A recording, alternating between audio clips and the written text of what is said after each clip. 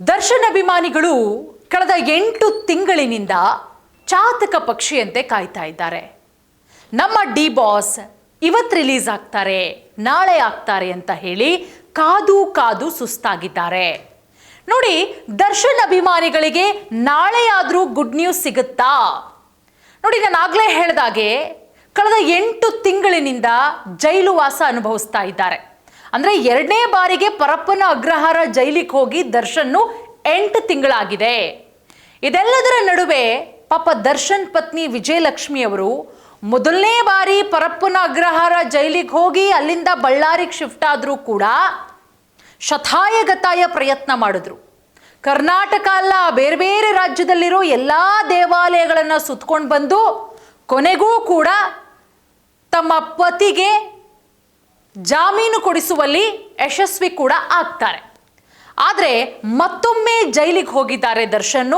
8 ತಿಂಗಳಾಗಿದೆ. ಈಗಲೂ ಕೂಡ ದರ್ಶನ್ ಅವರನ್ನ ಹೊರಗಡೆ ತರಬೇಕು ಅಂತ ಹೇಳಿ ದರ್ಶನ್ ಪತ್ನಿ ವಿಜಯಲಕ್ಷ್ಮಿ ಸತತವಾಗಿ ಪ್ರಯತ್ನಗಳನ್ನ ಮಾಡ್ತಾ ಇದ್ದಾರೆ.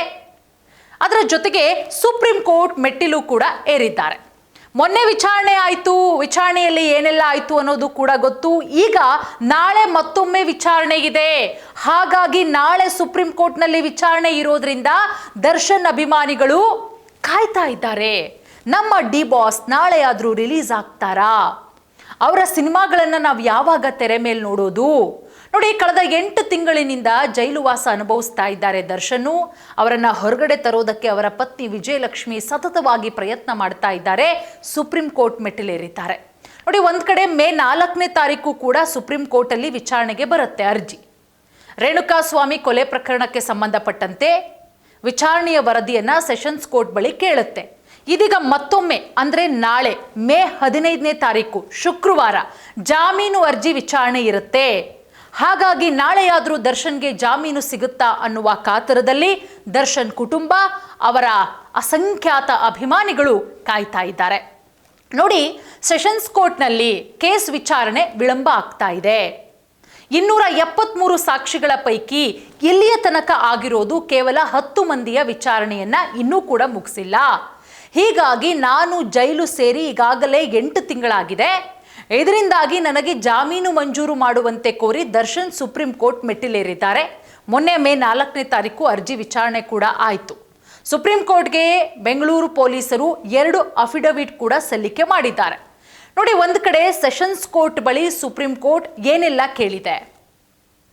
ರೇಣುಕಾಸ್ವಾಮಿ ಹತ್ಯೆ ಪ್ರಕರಣದಲ್ಲಿ ಇಲ್ಲಿಯವರೆಗೂ ಕೂಡ ಎಷ್ಟು ಸಾಕ್ಷಿಗಳ ವಿಚಾರಣೆ ಆಗಿದೆ, ಎಷ್ಟು ಸಾಕ್ಷಿಗಳ ವಿಚಾರಣೆಗೆ ಪ್ರಾಸಿಕ್ಯೂಷನ್ ಹೇಳಿದೆ, ಟ್ರಯಲ್ ಮುಗಿಯೋದಕ್ಕೆ ಇನ್ನು ಎಷ್ಟು ಸಮಯ ಬೇಕು, ಜೈಲಲ್ಲಿ ದರ್ಶನ್ಗೆ ಕನಿಷ್ಠ ಸೌಲಭ್ಯ ನೀಡ್ತಿದ್ದಾರಾ ಇಲ್ವಾ ಎನ್ನುವ ಬಗ್ಗೆ 1 ವಾರದಲ್ಲಿ ಉತ್ತರ ಕೊಡಬೇಕು ಅಂತ ಹೇಳಿ 4ನೇ ತಾರೀಕು ಸೆಷನ್ಸ್ ಕೋರ್ಟ್ ಬಳಿ ಸುಪ್ರೀಂ ಕೋರ್ಟು ಕೇಳಿತ್ತು. ನೋಡಿ, ದರ್ಶನ್ಗೆ ಢವಢವ ಶುರುವಾಗಿದೆ. ಯಾಕೆ ಅಂತ ಹೇಳಿದ್ರೆ ಸುಪ್ರೀಂ ಕೋರ್ಟ್ ಹೇಳಿತ್ತಲ್ವಾ ಸೆಷನ್ಸ್ ಕೋರ್ಟ್ಗೆ ರಿಪೋರ್ಟ್ ಕೊಡಿ ಅಂತ ಹೇಳಿ. ಈಗ ಸುಪ್ರೀಂ ಕೋರ್ಟ್ಗೆ ಹೋಗಿದೆ ಡೀಟೈಲ್ ಆಗಿರುವಂತಹ ರಿಪೋರ್ಟು. ಹಾಗಾದ್ರೆ ಮುಂದೇನಾಗುತ್ತೆ? ದರ್ಶನ್ಗೆ ನಾಳೆ ಬೇಲ್ ಸಿಗುತ್ತಾ ಇಲ್ವಾ? ಸುಪ್ರೀಂ ಕೋರ್ಟ್ನಲ್ಲಿ ನಾಳೆ ಯಾವ ರೀತಿ ಅರ್ಜಿ ವಿಚಾರಣೆಗೆ ಬರುತ್ತೆ? ನೋಡಿ, ದರ್ಶನ್ ಒಂದಷ್ಟು ಆರೋಪಗಳನ್ನ ಮಾಡಿದ್ರು. ಈಗ ಆ ಆರೋಪಗಳಿಗೆ ಸಾಕ್ಷಿ ಸಮೇತ ವರದಿ ಸಲ್ಲಿಕೆ ಮಾಡಲಾಗಿದೆ. ಹಾಗಾದ್ರೆ ನಟ ದರ್ಶನ್ ಏನು ಆರೋಪ ಮಾಡಿದ್ರು, ಅದಕ್ಕೆ ಅಧಿಕಾರಿಗಳ ಉತ್ತರ ಏನು? ನೋಡಿ, ರೇಣುಕಾಸ್ವಾಮಿ ಕೊಲೆ ಪ್ರಕರಣಕ್ಕೆ ಸಂಬಂಧಪಟ್ಟಂತೆ ಜಾಮೀನು ಕೋರಿ ನಟ ದರ್ಶನ್ ಸುಪ್ರೀಂ ಕೋರ್ಟ್ನಲ್ಲಿ ಅರ್ಜಿಯನ್ನ ಸಲ್ಲಿಸಿದ ಹಿನ್ನೆಲೆ ಪ್ರಕರಣದ ಟ್ರಯಲ್ ಹಾಗೆ ಕಾರಾಗೃಹ ಇಲಾಖೆ ಬಳಿ ಸುಪ್ರೀಂ ಕೋರ್ಟ್ ಏನ್ ಮಾಡುತ್ತೆ, ವರದಿಯನ್ನ ಕೇಳಿರುತ್ತೆ. ಸುಪ್ರೀಂ ಕೋರ್ಟ್ಗೆ ಕಾರಾಗೃಹ ಇಲಾಖೆ ಅಧಿಕಾರಿಗಳಿಂದ ವರದಿ ಸಲ್ಲಿಕೆಯಾಗಿದ್ದು ರಾಜ್ಯ ಸರ್ಕಾರದ SPP ಮೂಲಕ ವರದಿ ರವಾನೆಯನ್ನ ಮಾಡಲಾಗಿದೆ. ನೋಡಿ, ಕೆಲವೊಂದಿಷ್ಟು ಆರೋಪಗಳನ್ನ ದರ್ಶನ್ ಅವರು ತಮ್ಮ ಜಾಮೀನು ಅರ್ಜಿಯಲ್ಲಿ ಉಲ್ಲೇಖ ಮಾಡಿದ್ರು. ಇದೀಗ ದರ್ಶನ್ ಆರೋಪಗಳಿಗೆ ಸಾಕ್ಷಿ ಸಮೇತ, ವಿಡಿಯೋ ಸಮೇತ ವರದಿಯನ್ನ ಸಲ್ಲಿಕೆ ಮಾಡಲಾಗಿದೆ. ಅದಕ್ಕೆ ನಾನು ಹೇಳಿದ್ದು ಅವಾಗ್ಲೇನೆ ದರ್ಶನ್ಗೆ ಢವಢವ ಶುರುವಾಗಿದೆ.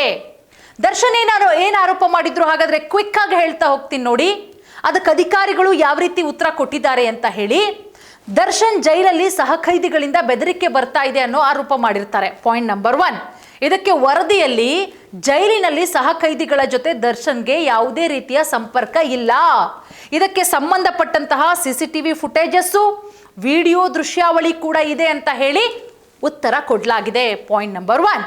ಎರಡನೇದು ದರ್ಶನ್ ಮಾಡಿರೋ ಆರೋಪ, ಜೈಲಿನಲ್ಲಿ ನಿಂದನೆ, ಮೂದಲಿಕೆ, ಪ್ರಚೋದನೆ ಅನ್ನುವ ಆರೋಪ ಮಾಡಿದ್ರು. ಅದಕ್ಕೆ ವರದಿಯಲ್ಲಿ ಉತ್ತರ ಕೊಟ್ಟು ಸಪರೇಟ್ ಸೆಲ್ನಲ್ಲಿ ದರ್ಶನ್ ಅವರನ್ನ ಇಡಲಾಗಿದೆ ಅನ್ನೋ ಮಾಹಿತಿ. ಇದಕ್ಕೆ ಸಂಬಂಧಿಸಿದ CCTV ಫುಟೇಜಸ್ಸು, ಅದರ ಜೊತೆಗೆ ವಿಡಿಯೋ ಕೂಡ ಕಳುಹಿಸಲಾಗಿದೆ ಅನ್ನುವ ಮಾಹಿತಿ ಕೂಡ ಇದೆ. ಮತ್ತೊಂದು ಕಡೆ ನನ್ನ ಜೀವಿಸುವ ಹಕ್ಕನ್ನ ಕಸಿಯಲಾಗಿದೆ ಅಂತ ದರ್ಶನ್ ಆರೋಪ ಮಾಡಿದ್ರು. ಈ ವಿಚಾರದ ಬಗ್ಗೆ ಗಂಭೀರವಾಗಿ ಪರಿಗಣಿಸಿರುವಂತಹ ಇಲಾಖೆ ಜೈಲಿನ ನಿಯಮಾವಳಿ ಹಾಗೂ ದರ್ಶನ್ಗೆ ನೀಡಿರುವ ಸವಲತ್ತುಗಳ ಬಗ್ಗೆ ಉಲ್ಲೇಖಿಸಿ ವರದಿಯನ್ನ ಕೂಡ ರೆಡಿ ಮಾಡಿದ್ದಾರೆ. ನಾಳೆ ಅದನ್ನು ಕೂಡ ಸುಪ್ರೀಂ ಕೋರ್ಟ್ಗೆ ಪ್ರೊಡ್ಯೂಸ್ ಮಾಡ್ತಾರೆ. ಅದರ ಜೊತೆಗೆ ಇನ್ನೊಂದು ಆರೋಪ ಮಾಡಿದ್ರು ದರ್ಶನ್, ಕುಟುಂಬದವರ ಭೇಟಿಗೆ ಸಮಯ ಕೊಡ್ತಾ ಇಲ್ಲ, ಸಮಾನ ಸಮಯವನ್ನ ಕೊಡ್ತಾ ಇಲ್ಲ. ಹಾಗಾಗಿ ಫ್ಯಾಮಿಲಿಯ ವಿಶೇಷ ಸಂದರ್ಶನಕ್ಕೆ ಜೈಲಾಧಿಕಾರಿಗಳು ಕೇಳಿದ್ರು. ಇದಕ್ಕೆ ವಕೀಲರನ್ನ ಕೇಳಿ ಹೇಳೋದಾಗಿ ದರ್ಶನ್ ತಿಳಿಸಿದ್ದಾರೆ ಅಂತಲೂ ಕೂಡ ಉತ್ತರವನ್ನ ಕೊಡಲಾಗಿದೆ. ಆಹಾರ ಬಟ್ಟೆ ಪಡೆಯೋದಕ್ಕೆ ಬಿಡ್ತಾ ಇಲ್ಲ ಅನ್ನೋ ಆರೋಪಕ್ಕೂ ಕೂಡ ಪ್ರತಿಕ್ರಿಯಿಸಿ ಜೈಲಿನ ನಿಯಮಾವಳಿಯಂತೆ ಸೌಲಭ್ಯಗಳನ್ನು ಕೊಡಲಾಗ್ತಾ ಇದೆ. ಇದಕ್ಕೆ ಸಂಬಂಧಿಸಿದಂತಹ ಮ್ಯಾನುವಲ್ನಲ್ಲಿ ವಿಚಾರಣಾಧೀನ ಖೈದಿಗಳಿಗೆ ಏನೆಲ್ಲ ಸವಲತ್ತಿದೆ ಅಂತಲೂ ಕೂಡ ಉತ್ತರವನ್ನ ಕೊಡಲಾಗಿದೆ. ನಿಯಮವನ್ನ ಮೀರಿ ನನ್ನನ್ನು ಕ್ವಾರಂಟೈನ್ ಸೆಲ್ನಲ್ಲಿ ಇಡಲಾಗಿದೆ ಅನ್ನುವ ಆರೋಪವನ್ನ ಕೂಡ ದರ್ಶನ್ ಮಾಡಿದ್ರು. ಇದಕ್ಕೂ ಕೂಡ ಉತ್ತರವನ್ನ ಕೊಡಲಾಗಿದೆ. ಕ್ವಾರಂಟೈನ್ ಸೆಲ್ ಅನ್ನೋದಿಲ್ಲ, ಕೋವಿಡ್ ಸಮಯದಲ್ಲಿ ಕ್ವಾರಂಟೈನ್ ಸೆಲ್ ಇತ್ತು, ಈಗ ಆ ರೀತಿಯ ಯಾವುದೇ ಸೆಲ್ ಇಲ್ಲ, ಸಾಮಾನ್ಯ ಸೆಲ್ನಲ್ಲಿ ದರ್ಶನ್ ಅವರನ್ನ ಇಡಲಾಗಿದೆ. ಇವಿಷ್ಟೂ ಅಂಶಗಳನ್ನ ಕಾರಾಗೃಹ ಇಲಾಖೆ ಅಧಿಕಾರಿಗಳು ವರದಿಯಲ್ಲಿ ಕೊಟ್ಟಿದ್ದಾರೆ ಅನ್ನುವ ಮಾಹಿತಿ ಕೂಡ ಲಭ್ಯ ಆಗಿದೆ. ದರ್ಶನ್ ಇರುವಂತಹ ಸೆಲ್ಲು, ವಿಡಿಯೋ, CCTV ದೃಶ್ಯಾವಳಿ, ದರ್ಶನ್ಗೆ ನೀಡಿದ ವ್ಯವಸ್ಥೆಗಳ ಬಗ್ಗೆ ರಿಪೋರ್ಟ್ ನೀಡಲಾಗಿದೆ ಎನ್ನಲಾಗಿದ್ದು ಎಲ್ಲದರ ಬಗ್ಗೆ ಸಾಕ್ಷಿ ಸಮೇತ ಕಾರಾಗೃಹ ಇಲಾಖೆ ವರದಿ ನೀಡಿದೆ ಅಂತಲೂ ಕೂಡ ಹೇಳಲಾಗ್ತಾ ಇದೆ. ಇದೇ ವೇಳೆ ಸುಪ್ರೀಂ ಕೋರ್ಟ್ ಕೊಲೆ ಪ್ರಕರಣದ ಟ್ರಯಲ್ ಬಗ್ಗೆ ವರದಿ ಕೇಳಿತ್ತು. ಈ ಬಗ್ಗೆಯೂ ಕೂಡ ವರದಿಯನ್ನು ಸಿದ್ಧಪಡಿಸಲಾಗಿದೆ. ಯಾಕೆ ಟ್ರಯಲ್ ಲೇಟ್ ಆಗ್ತಾ ಇದೆ, ಯಾಕೆ ಲೇಟ್ ಮಾಡ್ತಾ ಇದ್ದೀರಾ ಅಂತ ಹೇಳಿ ಸುಪ್ರೀಂ ಕೋರ್ಟ್ಗೆ ಆ ವರದಿಯನ್ನು ರೆಡಿ ಮಾಡು ಕೂಡ ರವಾನೆ ಮಾಡಲಾಗಿದೆ. ಕಳೆದ ಡಿಸೆಂಬರ್ನಿಂದ ಕೊಲೆ ಕೇಸ್ನ ಟ್ರಯಲ್ ಆರಂಭ ಆಗಿದೆ. ಟ್ರಯಲ್ ವೇಳೆ ಆರೋಪಿಗಳ ಪರ ವಕೀಲರು ಹಲವು ಅರ್ಜಿಗಳನ್ನು ಸಲ್ಲಿಸಿದ್ರು. ಸೊ ಹಾಗಾಗಿ ಲೇಟ್ ಆಗಿದೆ. ಡಿಸ್ಚಾರ್ಜ್ ಅಪ್ಲಿಕೇಶನ್ನು, ಊಟ ಒದಗಿಸೋದಕ್ಕೆ, ಕ್ವಾರಂಟೈನ್ ಸೆಲ್ನಿಂದ ಬೇರೆ ಸೆಲ್ಗೆ ಶಿಫ್ಟ್ ಮಾಡೋದಕ್ಕೆ, ನ್ಯಾಯಾಧೀಶರು ಜೈಲಿಗೆ ಭೇಟಿ ನೀಡುವಂತೆ ಅರ್ಜಿ, ಹೀಗೆ ಅರ್ಜಿಗಳು ಸಲ್ಲಿಕೆಯಾಗಿದ್ದರಿಂದ ವಿಚಾರಣೆ ತಡವಾಗಿದೆ ಅಂತ ಹೇಳಿ ಉತ್ತರವನ್ನ ಕೂಡ ರೆಡಿ ಮಾಡಿ ಇಟ್ಕೊಂಡಿದ್ದಾರೆ. ಸೊ ಏನು ಸೆಷನ್ಸ್ ಕೋರ್ಟ್ ಹೇಳಿತ್ತು ಸುಪ್ರೀಂ ಕೋರ್ಟ್ಗೆ, ದರ್ಶನ್ ಇಷ್ಟೆಲ್ಲ ಆರೋಪಗಳನ್ನು ಮಾಡಿದ್ದಾರೆ, ಇದಕ್ಕೆ ಉತ್ತರ ಕೊಡಬೇಕು ಅಂತ ಹೇಳಿ. ಹಾಗಾಗಿ ಎಲ್ಲದಕ್ಕೂ ಕೂಡ ಉತ್ತರವನ್ನು ರೆಡಿ ಮಾಡಿ ಇಟ್ಕೊಳ್ಳಲಾಗಿದೆ. ವಿಳಂಬ ಎನ್ನುವುದಕ್ಕೆ ಕಾರಣಗಳು ಯಾವುದೂ ಇಲ್ಲ ಅಂತ ಹೇಳಿ ವರದಿಯಲ್ಲೂ ಕೂಡ ಸಲ್ಲಿಸಲಾಗಿದೆ. ಸೊ ಹಾಗಾಗಿ ನಾಳೆ ಏನಾಗುತ್ತೆ ಸುಪ್ರೀಂ ಕೋರ್ಟ್ನಲ್ಲಿ, ದರ್ಶನ್ ಅಭಿಮಾನಿಗಳು, ಅವರ ಕುಟುಂಬಸ್ಥರು ಕಾಯ್ತಾ ಇದ್ದಾರೆ ನಾಳೆ ದರ್ಶನ್ಗೆ ಬಿಡುಗಡೆ ಭಾಗ್ಯ ಇದೆಯಾ ಅಂತ ಹೇಳಿ. ಬಟ್ ದರ್ಶನ್ಗಂತೂ ಢವಢವ ಶುರುವಾಗಿದೆ. ಅವರು ಮಾಡಿರುವಂತಹ ಆರೋಪಗಳಿಗೆ ಪ್ರತ್ಯುತ್ತರ ಕೊಡೋದಕ್ಕೂ ಕೂಡ ಸೆಷನ್ಸ್ ಕೋರ್ಟ್ ರೆಡಿಯಾಗಿದೆ. ಸೊ ಏನಾಗುತ್ತೆ ನಾಳೆ ಕೋರ್ಟ್ನಲ್ಲಿ ಅನ್ನೋದನ್ನ ಕಾದು ನೋಡಬೇಕಾಗತ್ತೆ. ದರ್ಶನ್ಗೆ ಸಂಕಷ್ಟ ಎದುರಾಗುತ್ತಾ ಅಥವಾ ದರ್ಶನ್ಗೆ ರಿಲೀಫ್ ಸಿಗುತ್ತಾ? ನಾಳೆ ಮಧ್ಯಾಹ್ನದ ಒಳಗಡೆ ಒಂದು ಸ್ಪಷ್ಟ ಚಿತ್ರಣ ಸಿಗತ್ತೆ. ಧನ್ಯವಾದ.